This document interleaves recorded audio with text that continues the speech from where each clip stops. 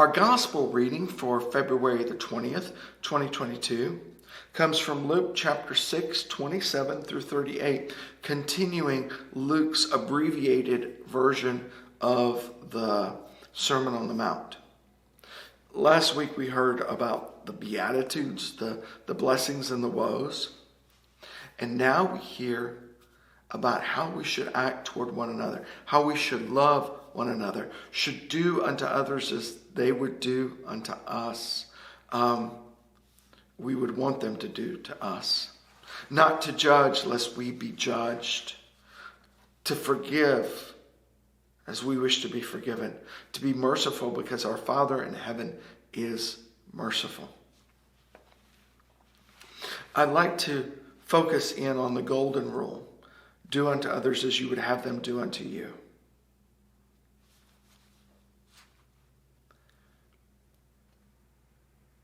Does anyone really know another person? Do we even know ourselves? Do we know what we want in our deepest selves and what we need? You know, you go over there, let's take a food pantry example. Okay. Someone who every morning has cereal for breakfast with milk. And so they go over at the food pantry and they hand out gallons of milk. But it just so happens to those who they've given gallons of milk to are lactose intolerant and they cannot drink it. Now, would they wish somebody gave them a gallon of milk for their cereal because that's what they do every day? That's part of their basic way of living? Yes, they would want that. So they did it to others as they would have the others do it to them, and yet it causes harm. We cannot do to others unless we know the other, unless we understand their situation, unless we understand what they're going through, and then place ourselves in that situation.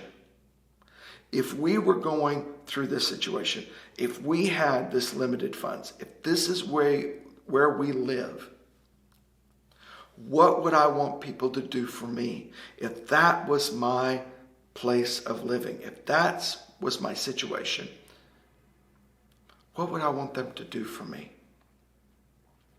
Would I want them to give me a large frozen turkey when I do not have an oven or anything at home to cook it in? Would I want them to give me traditional food that they enjoy,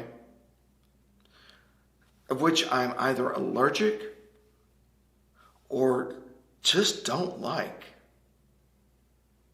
Is that really doing to others as we would have them do to us? In order to do to others as we would have them do to us, we need to walk a mile in their shoes. We need to understand what it would be like. And then, if we were in their shoes, what would I want somebody to do for me? Snap judgments are dangerous. Walking in someone else's shoes allows us to love our enemies because we understand the pain, the anxiety, the fear that drives them to do things that have made them our enemy to start with.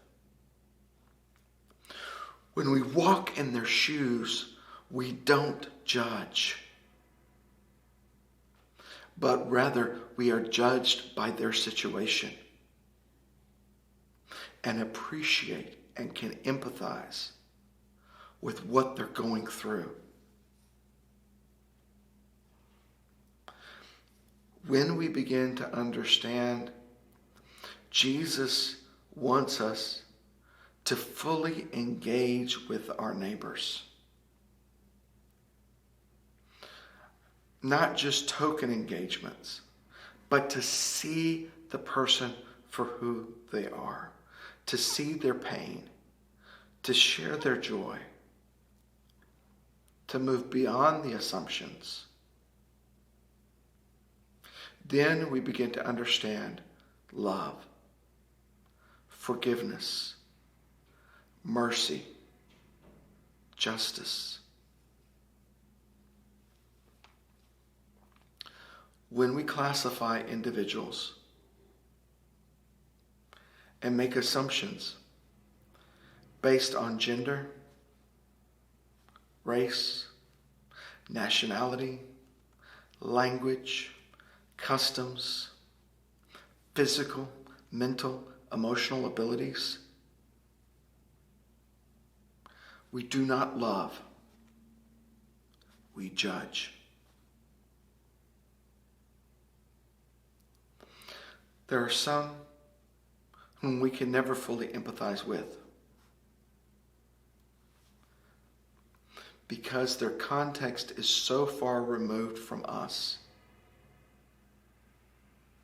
that there's no way for us to truly experience it.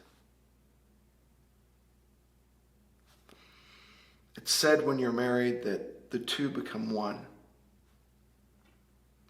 And I was there with my wife through everything that she went through, witnessed her struggles, understood what was going on with the mood changes and everything else, appreciated and tried to understand why she viewed things the way she did. But when she miscarried, there was no way I could fully understand what it meant to lose a part of myself like that. Sometimes the only way to truly love is simply not to do, but to be with another. Sometimes we need to be with the others as we would have them be with us.